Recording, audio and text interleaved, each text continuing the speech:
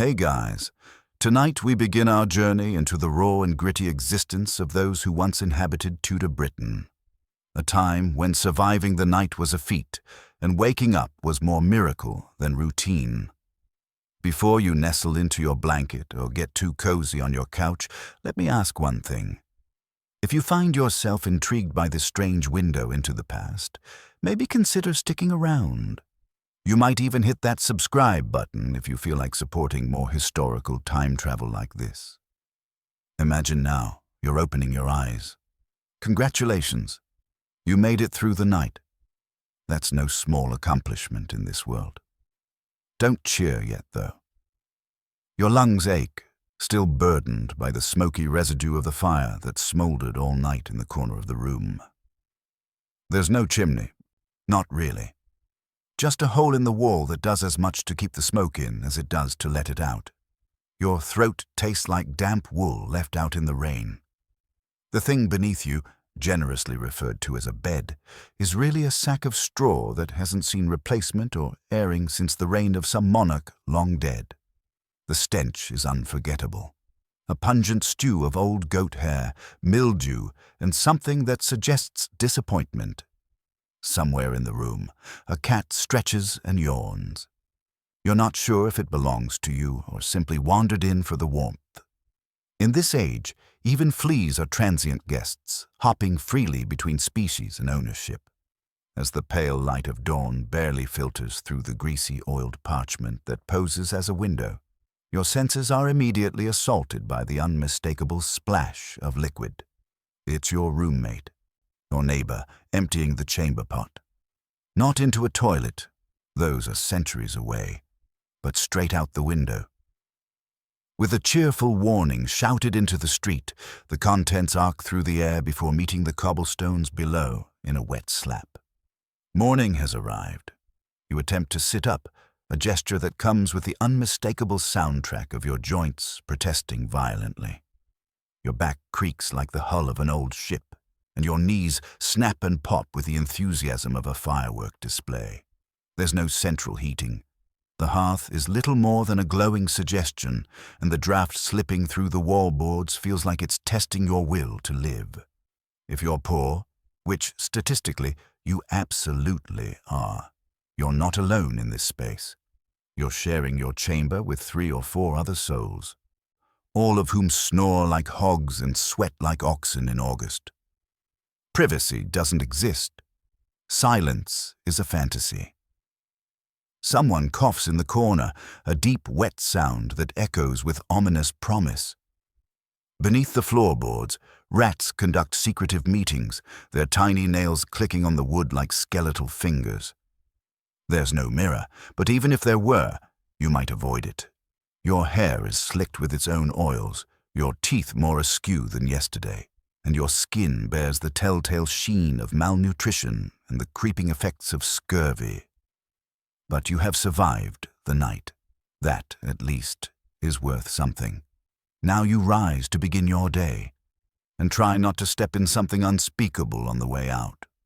Before you've even gathered the strength to walk out the door, your senses are already under siege. And no, it's not from some battlefield or foreign invasion. It's simply the smell of the 16th century. The morning air, if you can call it that, is thick with the damp residue of last night's fire, the sour musk of unwashed humans, and the unmistakable bouquet of centuries-old sanitation failure.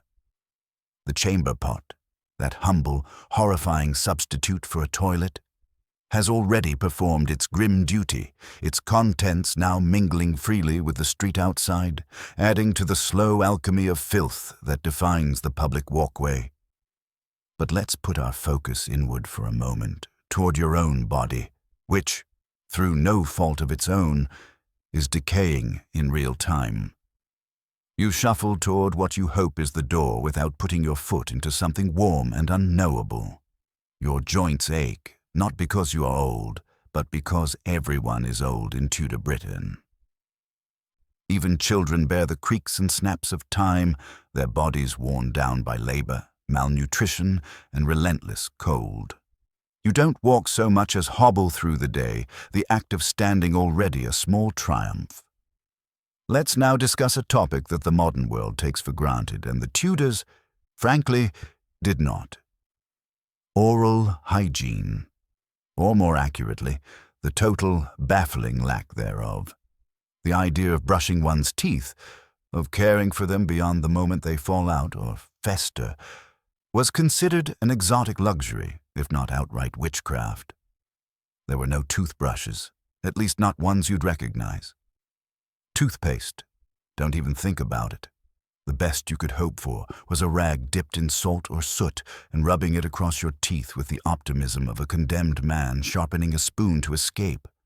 There were no dentists, not as you know them. There were barber surgeons. Yes, the same man who gave you a haircut, cut you open to release bad blood, and, if pressed, would yank your infected molar out with rusted pliers held in fists calloused from shearing sheep.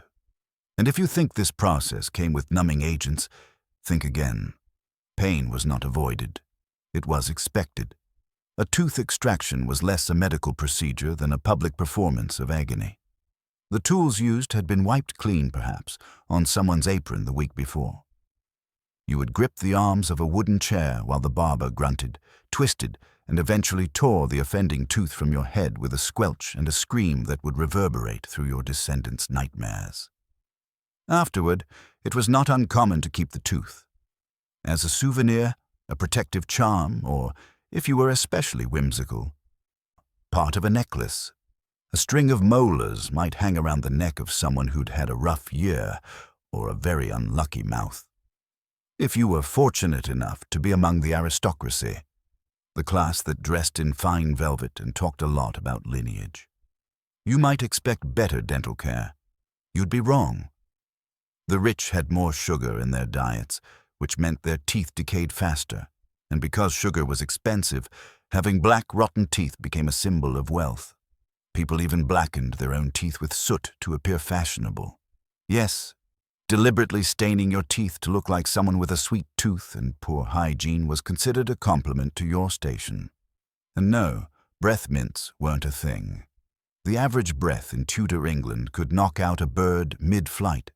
It was a complex mixture of stale onions, boiled cabbage, week-old ale, and the slow decomposition of molars that should have retired seasons ago. But no one noticed, or rather, everyone noticed, and they all smelled the same.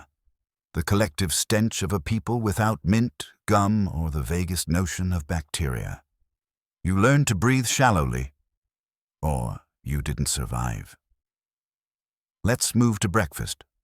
Ah, yes, the first and most disappointing meal of the day. You're probably imagining something rustic but comforting. A warm loaf, maybe a bit of cheese, a slab of smoked meat. No. Breakfast in Tudor England was less meal, more punishment. The beverage of choice. Not tea, not coffee, both decades, if not centuries away from your grubby hands. But ale. Yes, beer for breakfast. Why? Because the water, tainted by sewage, animal runoff, and every variety of human error, was more likely to kill you than quench your thirst. Even children drank ale, even pregnant women drank ale.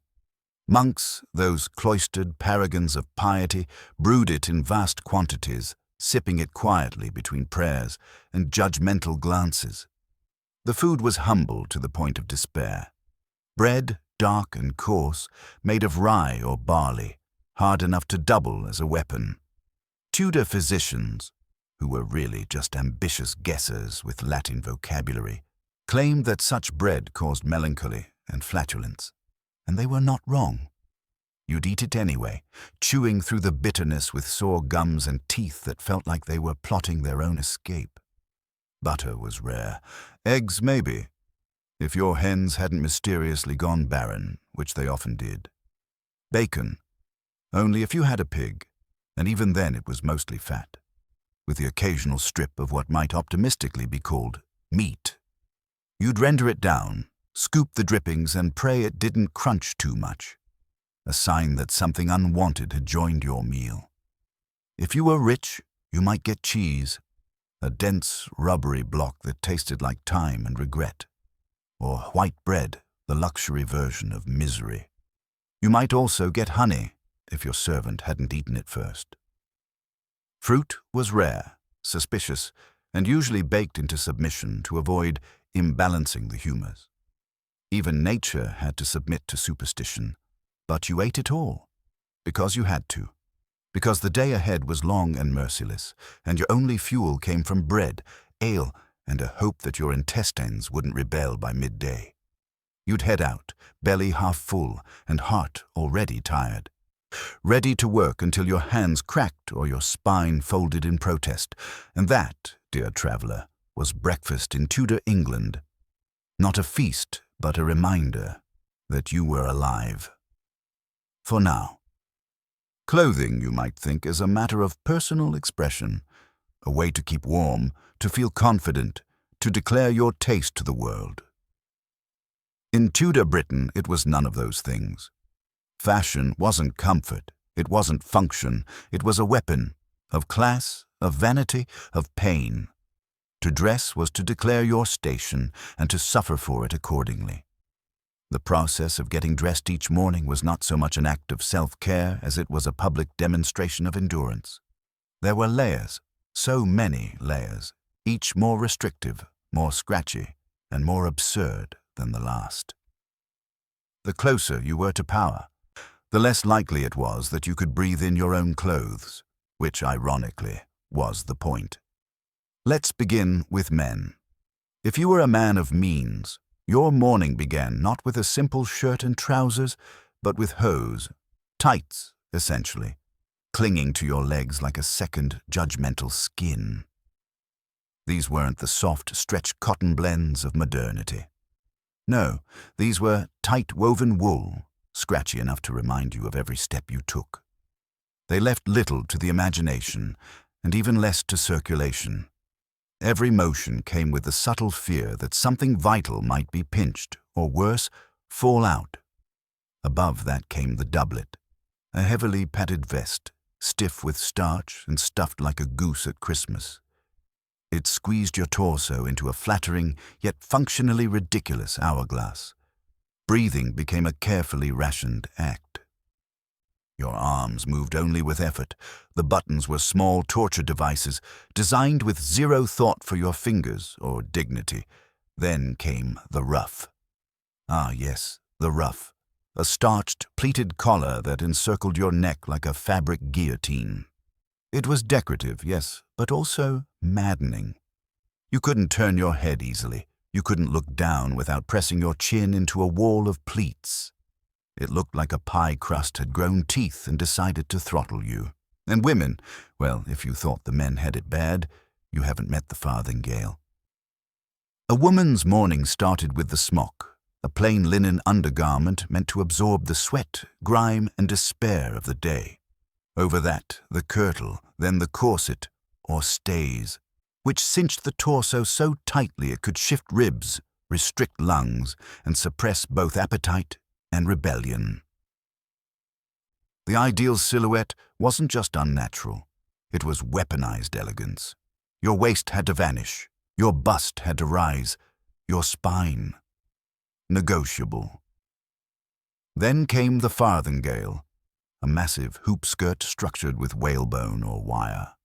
Its only purpose was to make you look wider. Not curvier, not fuller, just more. More expensive. More difficult to sit down, more prone to knocking over furniture or small children. Topping it all was the gown, the bodice, the sleeves, layer upon layer, stitched with embroidery, weighted with jewels, stiffened with horsehair or glue. Movement was minimal. Breathing was theatrical. You didn't walk through a room. You processed, like a royal ship sailing through a storm of discomfort. And the accessories, hats so tall they challenged gravity, veils that obscured sight. Shoes with wooden soles and zero cushioning, like little torture sleds strapped to your feet. By noon, your toes were numb, your back ached, and your shoulders were begging for mercy. But you looked the part. That was what mattered. It didn't end there. Cleanliness, you see, was optional. Clothes were rarely washed, the fabrics were expensive, and Tudor washing methods, which involved hot water, lye, and physical abuse, could destroy them. Instead, garments were brushed, spot scrubbed, and doused in perfume. Layers of musk, rose water, and lavender covered the reek of old sweat, chamber smoke, and the occasional rat. And buttons? They were decorative. Just for show. Laces did the real work, pulled tight across bodies like corset strings binding secrets. Zippers didn't exist. Elastic was the stuff of sorcery. Dressing yourself was a team effort. Most people needed help, from servants, spouses, or anyone unlucky enough to be nearby and possess functional fingers. In short, fashion in Tudor Britain was a masquerade of discomfort. The richer you were, the less likely you were to bend at the waist or fit through a door. Practicality was the enemy. Style was suffering, and every step you took in those stiff, suffocating clothes was a declaration. I am someone important, even if I can't feel my legs. By midday, your garments have done their job. Not of keeping you warm or mobile, but of letting everyone know that you're above labor, above comfort, perhaps even above sanity. You look magnificent, you feel miserable, and that, in Tudor Britain, meant you were dressed perfectly. Let's go for a walk, shall we? But before you get any ideas of cobblestone charm, leafy lanes, or quaint Tudor houses glowing under the morning sun, stop. Recalibrate. This is not a Sunday stroll. This is Tudor England, and stepping outside your door is less a leisure activity and more a full-contact, multisensory assault. It's muddy, it's loud, it stinks, and it is entirely unavoidable.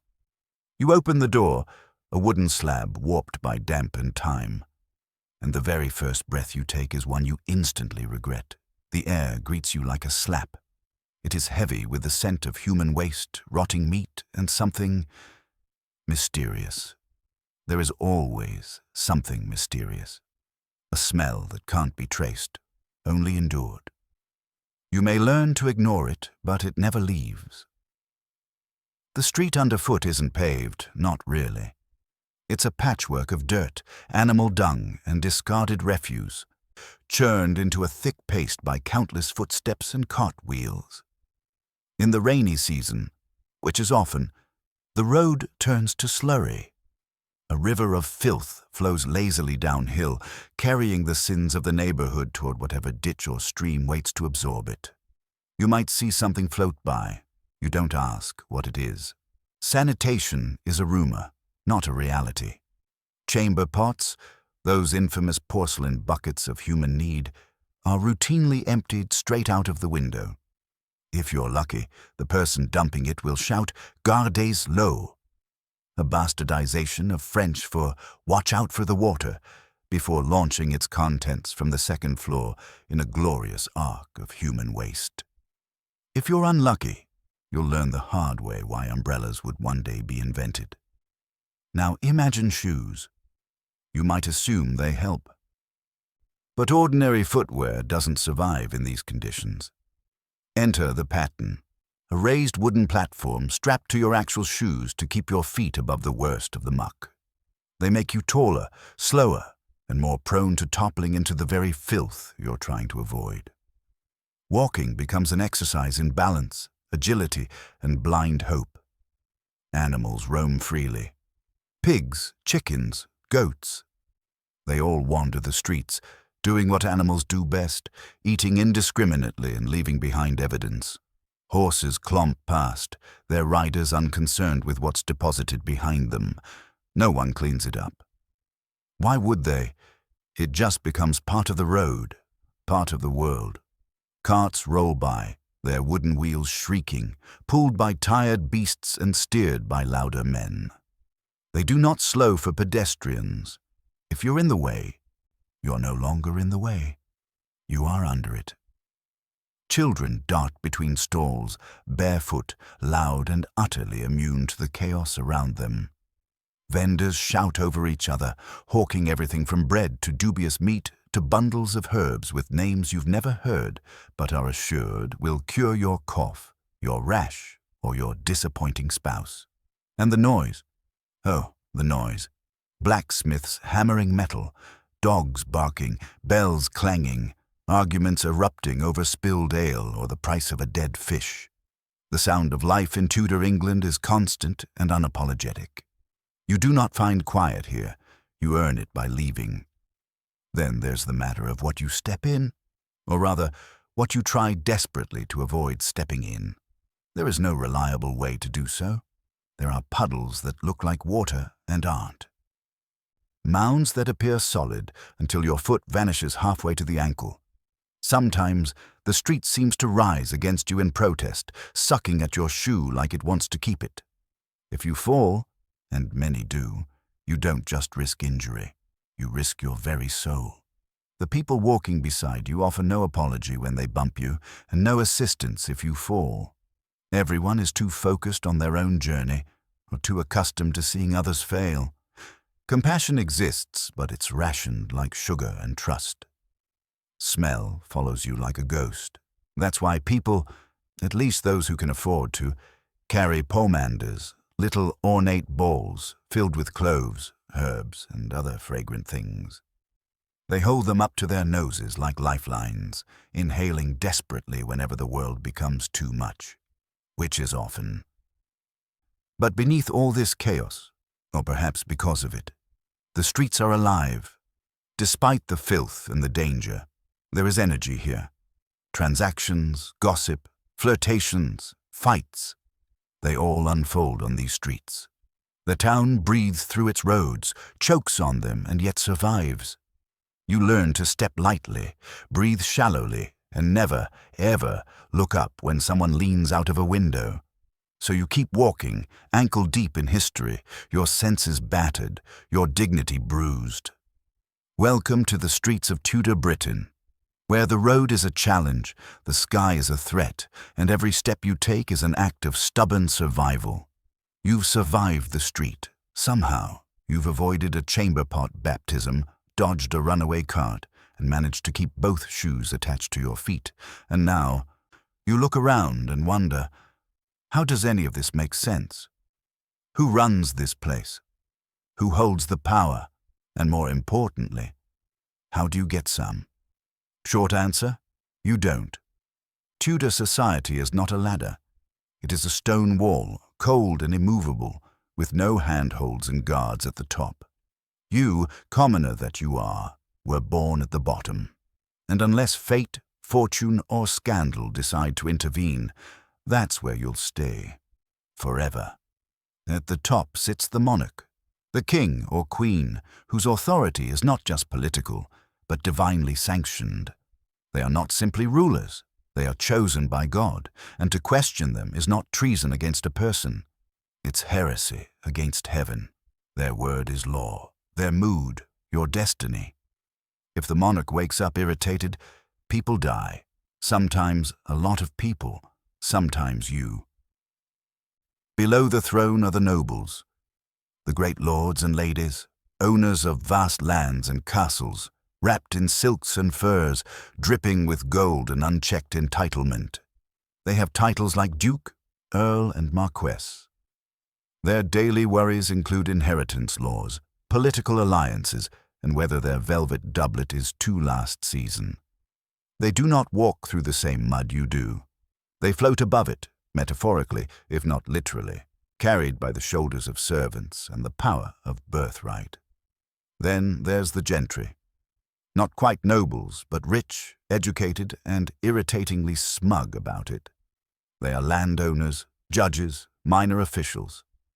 The kind of people who know Latin and make sure you know they know Latin. They enforce the rules, but only the ones that don't inconvenience their hunting schedule. Below them, merchants and tradesmen. These are people who work for a living but still have enough coin to avoid absolute misery. They own shops, run businesses, and sometimes even read. Some dream of climbing higher. Most learn not to. And then, there's you. A commoner, a peasant, a labourer, a washerwoman, a thatcher, a dung collector, a chamber pot emptier, a field hand. You are the foundation of the kingdom and the mud between its toes. You work, you sweat, you bleed. You pay taxes. Oh, do you pay taxes? To people you'll never meet so they can dine on peacock while you chew on regret. Being poor in Tudor England isn't just inconvenient. It's hereditary. Poverty clings to your family like a curse passed down through the generations. You don't marry up. You don't buy your way out. The only ladder you're climbing is the one leaned against a lord's roof so you can fix his chimney. And even that comes with the risk of falling into a lawsuit you can't afford. Ambition. Dangerous. Speaking well. Suspicious. If you talk too eloquently, dress too nicely, or express ideas above your station, someone will notice. And not in a good way. They might accuse you of witchcraft, or sedition, or simply being uppity. And those accusations don't come with a defense attorney. They come with a noose. You see, laws exist, plenty of them. But they aren't written for you. They are written to contain you. Take the sumptuary laws, for example. These were actual statutes that dictated what fabrics, colors, and styles you were allowed to wear, depending on your social class. Want to wear purple? Not unless you're royalty. Want to wear satin? Only if you've inherited land, a title, and at least 3 family portraits. Caught wearing the wrong belt buckle? That's a fine. Wearing fur when you shouldn't? That's prison. Fashion is not freedom, it's surveillance. Even religion plays along. The church doesn't preach revolution. It preaches endurance. It tells you that God has placed you exactly where you are. Poor, hungry, overworked, for a divine reason. That suffering is noble, that obedience is holy, that your reward will come after death. Maybe. And so you carry on. You till the fields. You sweep the floors. You raise children you can barely feed and bury them when they don't make it past 10. You bow when spoken to. You kneel when commanded. And you thank God for the privilege of surviving another day. Because in Tudor Britain, knowing your place isn't just encouraged, it's enforced, with rope, iron, and fire. So yes, look up. Gaze upon the towers of power and wealth and silk. Just don't expect to get there. The stairs are locked, the keys are blood. And you weren't invited. In Tudor Britain, work was not a calling. It was not a journey toward fulfillment. It was not something you did to follow your passion. Work was survival. Brutal, endless, back-breaking survival. You worked because if you didn't, you died. And sometimes, you worked anyway and still died.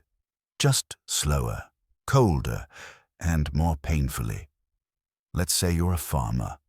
Not a gentleman farmer who oversees land from the comfort of a horse, but a real one. Someone with dirt under their fingernails, mud in their teeth, and a permanent ache in every joint. You rise before the sun, not because you're eager, but because the work demands it. You eat a crust of stale bread, drink some thin ale to fool your stomach into thinking it's full, and walk into a field that's more swamp than soil. There is no tractor, no irrigation system, no protective gloves. Your plow is made of wood. Your ox is limping. Your boots, if you have any, are patched with hope and tied together with twine.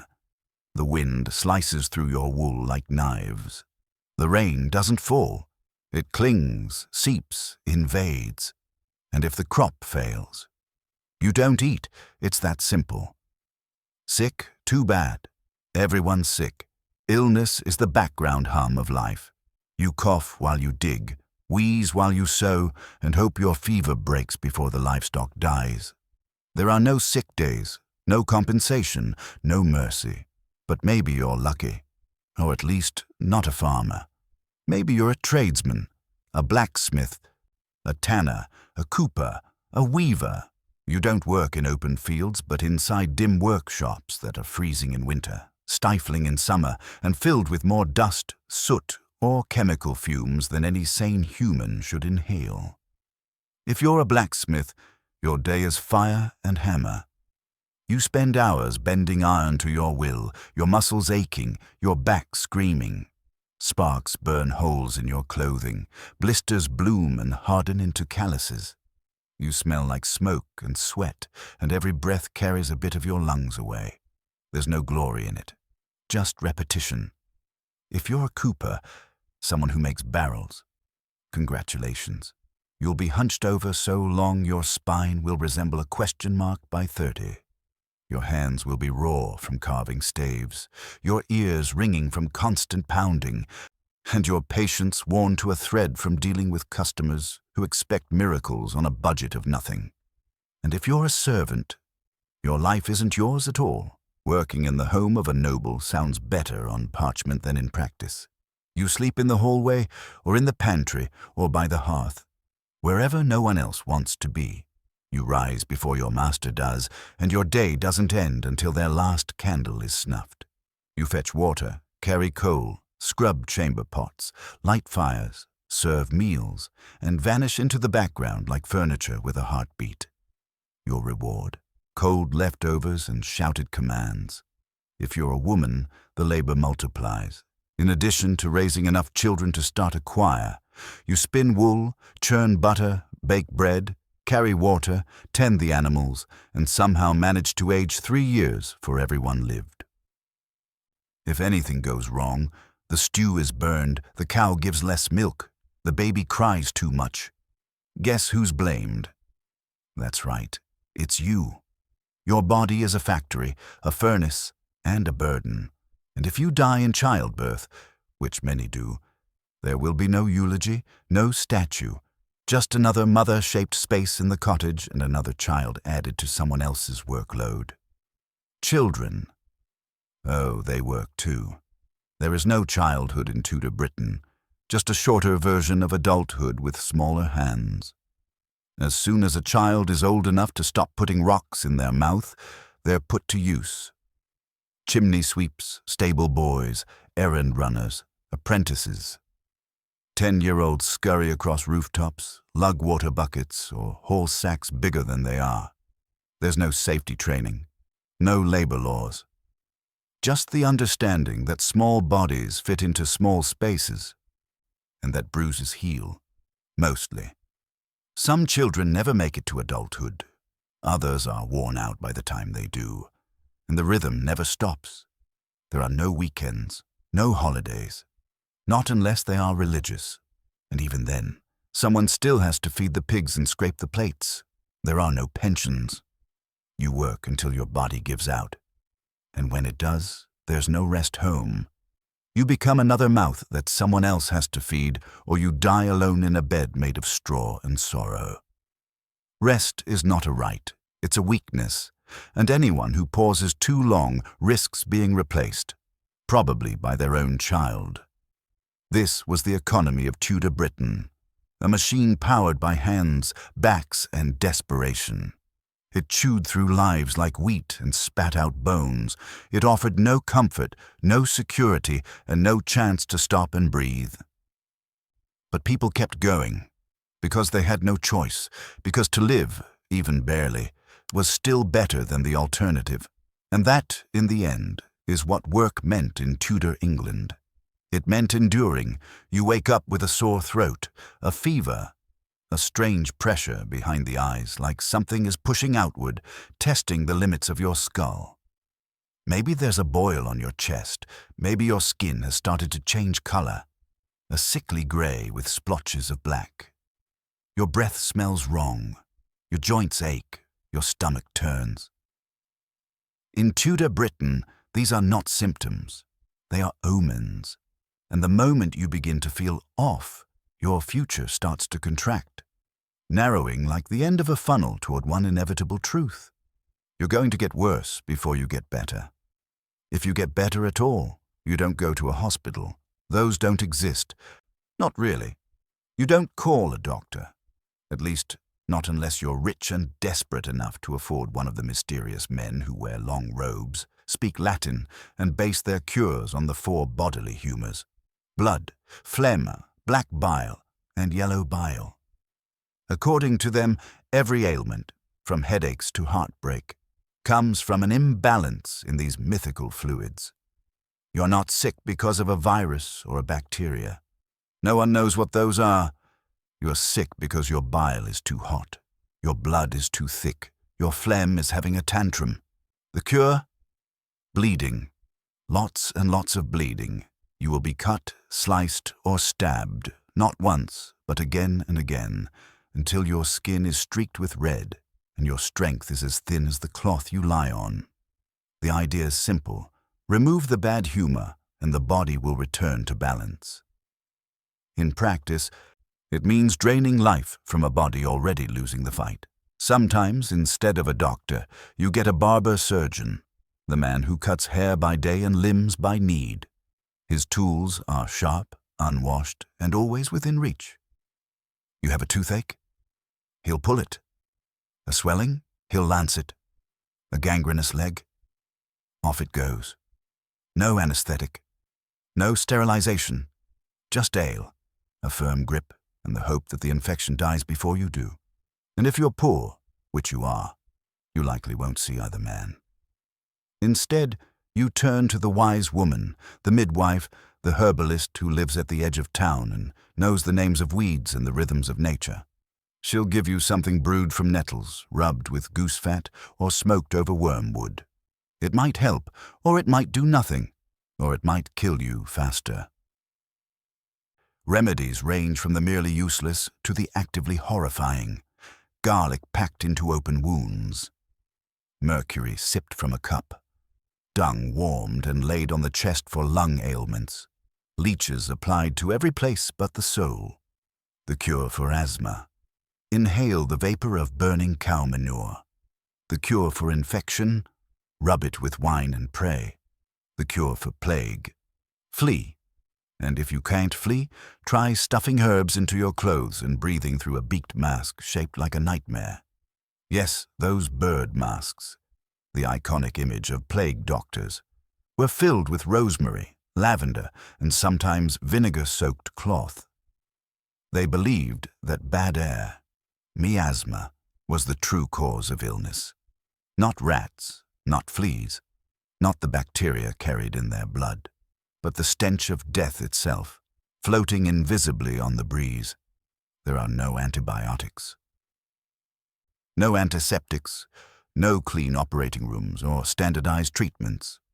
Surgery is done on the kitchen table, if it's done at all. Dissections are rare, anatomy misunderstood, and pain is accepted like weather, something you endure because complaining won't change it. And even if you survive the sickness, if the fever breaks, the wound closes, the limb stays attached, you're never the same. The body remembers, the limp remains. The scar grows thick and angry. The tooth never grows back. The best medicine is luck, followed closely by youth, hardiness, and being too poor to visit a physician who might make things worse. So you drink, you chew herbs, you pray. You lie still and let the air thicken around you, hoping that this time the illness passes by, that it chooses another house, another host, another name on the long list of the gone. Because in Tudor Britain, healing is not a guarantee. It is a gamble, and more often than not, the house wins. Religion in Tudor Britain was not something you chose. It was something that happened to you, like the weather, like war, like death. You did not pick your beliefs. You were assigned them by the king, the queen, the current political climate, or the most recent royal mood swing. 1 month, you're Catholic. The next, you're Protestant. The month after that, you're Catholic again, but louder or else. Faith wasn't about salvation. It was about survival. Let's begin with Henry VIII, a man with the appetite of a sultan and the theology of a wrecking ball. When the Pope refused to grant him a divorce, Henry didn't sulk. He rewrote the nation's spiritual DNA. He severed England from the Catholic Church with all the subtlety of an axe and declared himself the new spiritual head of the land. One moment, the Pope is infallible. The next, he's irrelevant. Just like that. Monasteries are dissolved, relics are seized, and anyone still clinging to Rome is told to recant or be removed. Swear loyalty to the king, even over your own conscience, or be tried for treason, which means execution, often very public, very theatrical, and very final. Then came Mary, Henry's daughter, burning with Catholic fire and vengeance. She reversed her father's reforms with a fury that could light cities. Heretics were dragged from their homes, bound to stakes, and burned alive in town squares while neighbors watched with a mix of fear, pity, and quiet calculation. They called her Bloody Mary, not behind her back, but quietly, in locked rooms with the windows shuttered. Under her rule, even owning an English Bible, one printed in the language of common folk instead of sacred Latin, could be a death sentence. If you were Protestant, you hid your books in the garden and buried your beliefs under layers of silence. You nodded through Mass, repeated the prayers, and prayed your children wouldn't say the wrong thing to the wrong person. And just when you had adjusted again, Elizabeth took the throne. She tilted the country back to Protestantism, but with caveats. Her rule was a balancing act, a long game of theological tightrope walking.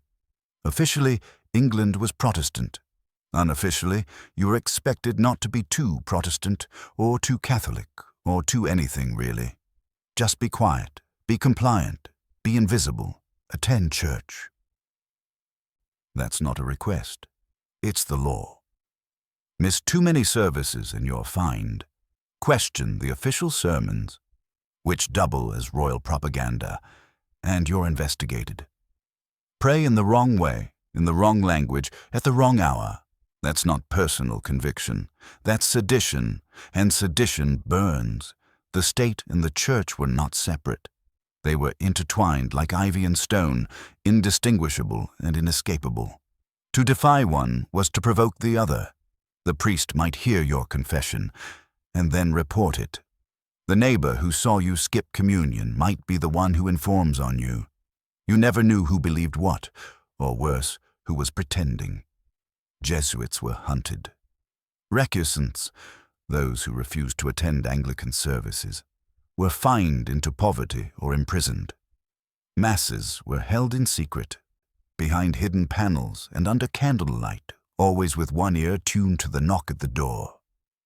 Meanwhile, Puritans were watched for their radical ideas, and anyone caught preaching too boldly risked a swift punishment or a slow hanging. Witchcraft? That wasn't superstition. It was law. Accusations could rise from nothing. A failed harvest, a sick cow, a baby's rash. And once they began, they rarely ended well. Women, especially older, poor, outspoken women, were vulnerable. A sharp tongue could be seen as demonic influence. A lonely life could be misread as sorcery. One whisper, one grudge, and you might find yourself tied to a ducking stool or worse. And yet, through it all, people continued to believe. They prayed. Not because they were told to, but because they had to. In a world where life was short, sickness was sudden, and justice was unpredictable. Faith was the only candle in the dark. It might not save you from the stake. It might not stop the plague, but it gave you a reason to hope, to endure, to get out of bed and say the same prayers in the same order while looking over your shoulder. In Tudor Britain, religion was not comfort. It was control. It was politics, fire, and fear. To live was to obey. To speak was to risk. To doubt, even silently, was to tempt fate itself. And so you bowed your head. You whispered the words. You crossed yourself with one hand and kept the other close to your neck, because salvation was uncertain, but punishment, that was always swift. It begins with a cough, just a cough. Nothing serious, you tell yourself. A tickle in the throat. Maybe the chill from last night's rain. Maybe the smoke from the hearth. Harmless. Familiar. Then the fever follows. Your skin heats like an oven, sweat pouring from your body even as you shiver beneath wool blankets. Your mind clouds. Time becomes slippery. You see things.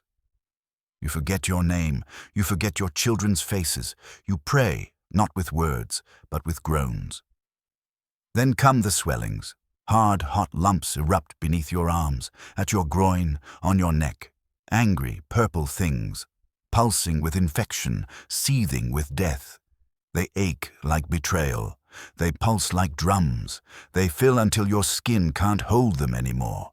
And when they burst, the smell is indescribable. You are no longer human. You are rot walking. This is the plague, the Black Death, the great pestilence, the invisible judgment that walks your streets, knocks on your doors, and sits beside your bed while you die screaming into straw. It comes without warning and moves without mercy. One day, a town is bustling. The next, its windows are shuttered and its streets are silent, broken only by the distant ring of a bell and the dragging of a cart. You know the cart. Everyone knows the cart.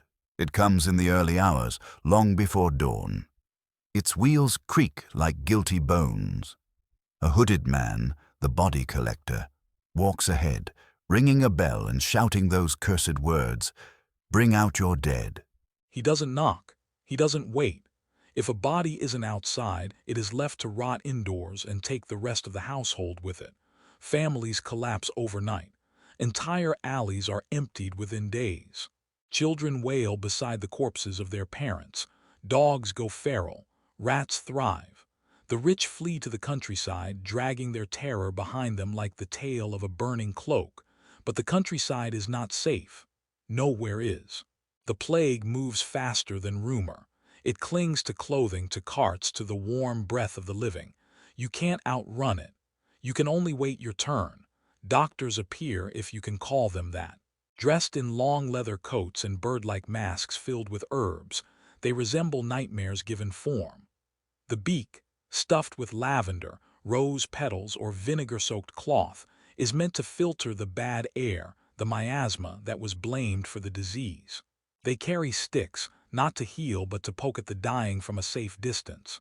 There is no cure. You are bled, purged, blistered, smoked, and leached. Your sores are covered in butter or crushed emeralds, depending on how rich or desperate you are. You're told to avoid fresh fruit, or to eat nothing but fruit, or to fast for days, or to sit by a fire and sweat the sickness out. Nothing works. Priests walk the streets, muttering last rites to corpses too far gone to hear them. Churches fill with the weeping and the hopeless. Graves are dug in mass. So many so quickly that names are forgotten and bodies are stacked like firewood. At night, the smell is unbearable, the breath of death rising from the ground itself. Fires are lit in the streets in the hopes that smoke might purify the air. Vinegar is poured into bowls. Herbs are hung from doorways. None of it stops the knocking. And the worst part, you don't know who will fall next. Your neighbor's house is silent. The candle burns all night. The next morning the door hangs open and no one comes out. You look at your children, the curve of their cheeks, the softness of their skin, and you wonder how many days you have left with them, or whether they will bury you before you even have time to say goodbye. Some people turn to prayer, others to sin.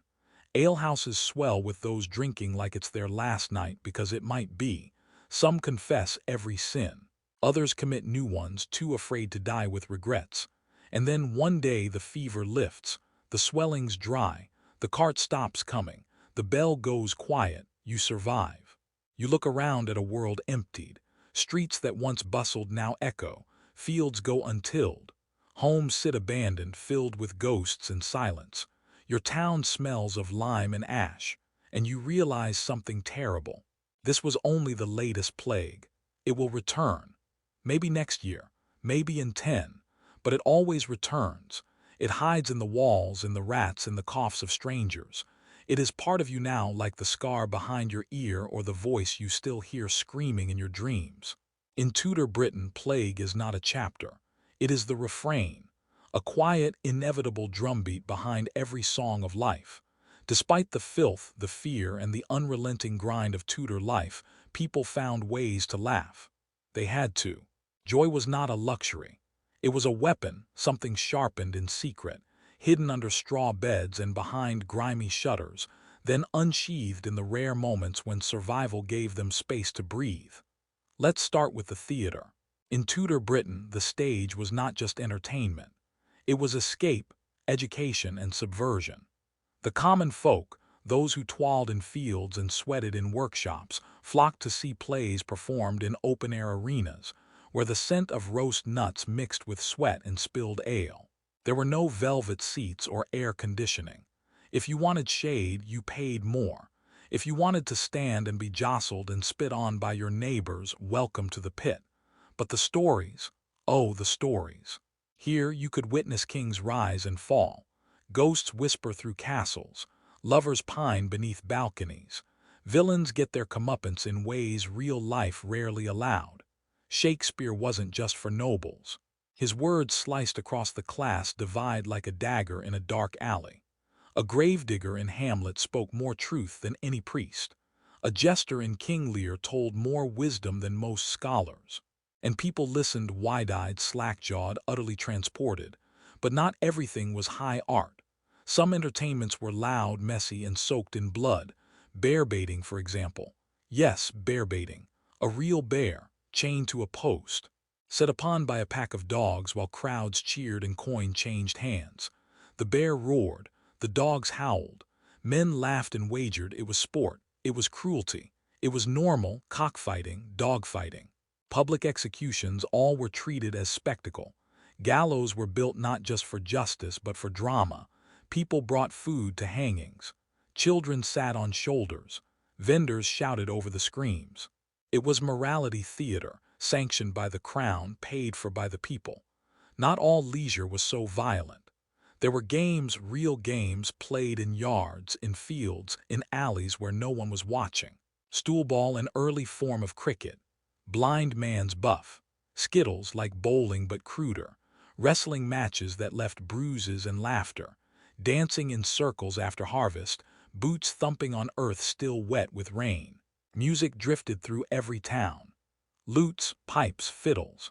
Minstrels traveled from village to village, bringing songs that told stories of lovers, battles, ghosts, and heroes who probably never existed. People sang in taverns, at weddings, even at funerals. They sang because silence felt like surrender. And there were festivals. Holy days, the only real days off, when the church allowed a bit of earthly joy. May Day with its ribbons and poles and floral crowns. Shrove Tuesday with pancakes and chaos. Midsummer bonfires that licked the sky, banishing the darkness with flames and ale. But joy in Tudor England was not just dancing and music. It was superstition, belief. They believed in magic, in signs, in charms tied with red thread and prayers whispered backwards. If your cow gave no milk, it was a curse. If your baby cried at midnight, the fairies had touched it.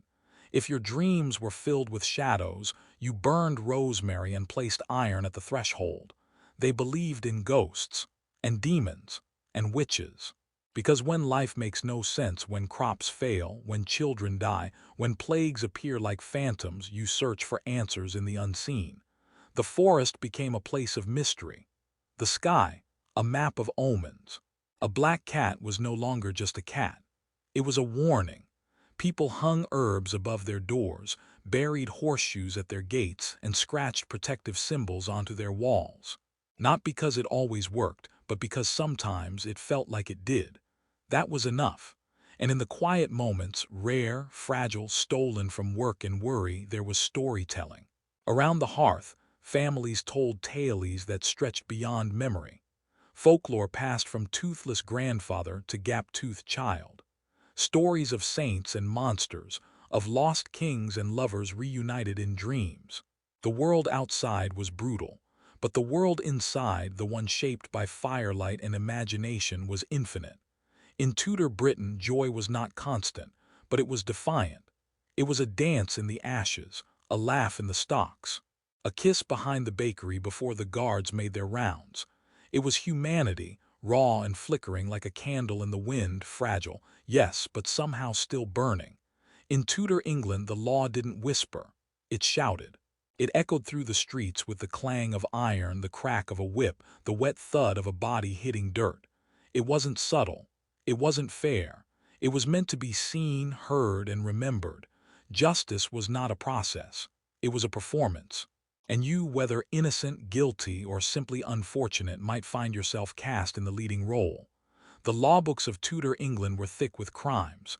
Some you'd expect: theft, assault, murder. Others were less predictable: vagrancy, gossip, swearing, wearing the wrong color if you were too poor, fishing in the wrong stream, not attending church, speaking ill of the king. There were hundreds of ways to break the law and hundreds of ways to pay. Let's say you're caught stealing a loaf of bread. You're hungry, your child's belly is empty. You make a decision, one moment of desperation, one hand extended, but someone sees. You're seized, dragged through the mud, and thrown into jail.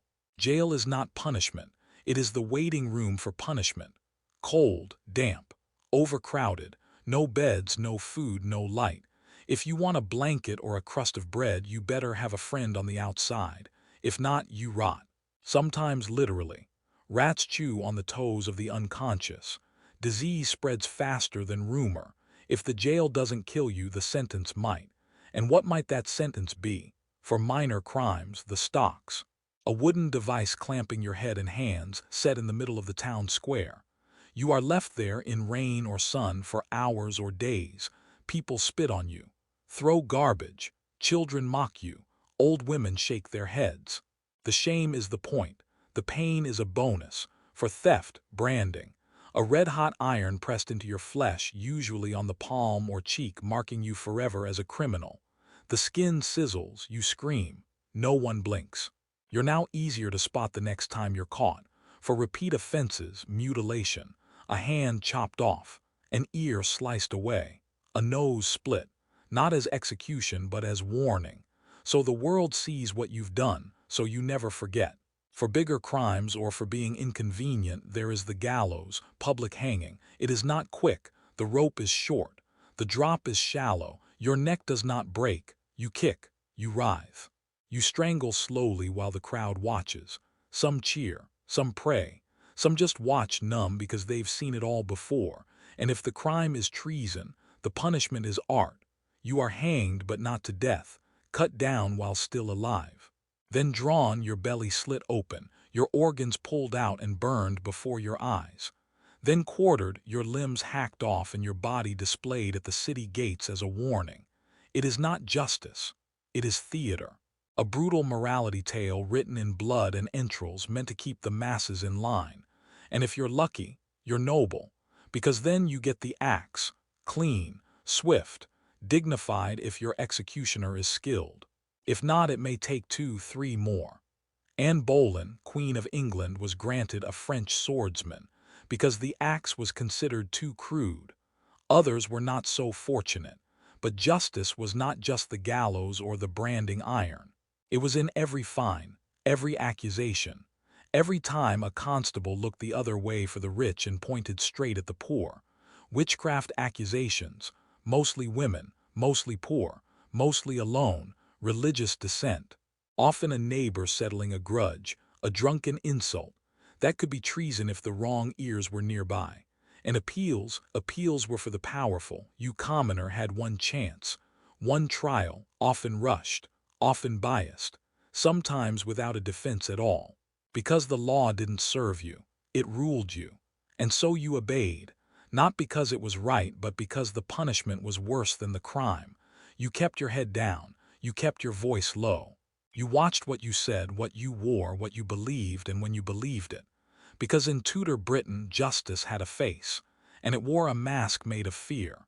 You are old now, or rather Tudor old, which means you are 45, perhaps 50, 60, and people look at you as though you've outwitted time itself. Your hair has thinned, your teeth have long since gone, your joints speak louder than your voice, and yet you are still here. You have outlived siblings, children, friends, lovers, neighbors. You've survived plague, famine, fever, childbirth, monarchs, winter after winter. You have known hunger so sharp it felt like knives in your belly. You've buried people without coffins. You've lit candles for people whose names you can no longer say aloud. You are tired. Your hands no longer work the way they used to. Your knees give out on cold mornings. Your eyesight fades, but you still rise. You still need the bread. You still mend what you can, because that is what the living do. They keep moving even as the world narrows. There is no retirement. There is no pension, no home for the aged, no time to rest on laurels. You work until your body says enough. And when that happens, you hope someone will care for you, a daughter maybe, a niece, or perhaps a neighbor who remembers your kindness from long ago. But if not, then you die alone. Sometimes death comes slowly, a wasting sickness that hollows you out over months. Sometimes it comes with a cough, a fever, and the realization that you've seen this before in others, and now it is your turn. Or maybe it comes in the night, as you sleep under a thatched roof with the sound of wind moving through the beams like a whisper from the other side. The priest comes. If you're lucky, he arrives in time. He mutters the rites. He presses oil to your forehead. He asks if you repent. You do whether you believe or not, because belief is insurance. Because just in case the sermons were true, you don't want to take chances now. And then stillness. The fire burns low, the room cools, and your breath stops. There are no headlines, no grand procession. You are wrapped in cloth. You are buried in a simple grave, perhaps with a cross of wood if someone remembers. Or maybe you are placed in a mass pit, one of many, nameless among the gone. No tomb, no stone. But you are remembered in the calluses on the hands of your children, in the recipes they whisper over boiling pots, in the lullabies passed down through aching voices. You are remembered in the way your descendants plant seeds, or hammer nails, or speak kindly to strangers, because you lived. You lived in a world of mud and miracle, of smoke and song. You lived when life was short, sharp, and unrelenting. And you did not just endure. You made joy out of crumbs, laughter out of labor, beauty out of nothing. You were a Tudor, and in the end that was no small thing.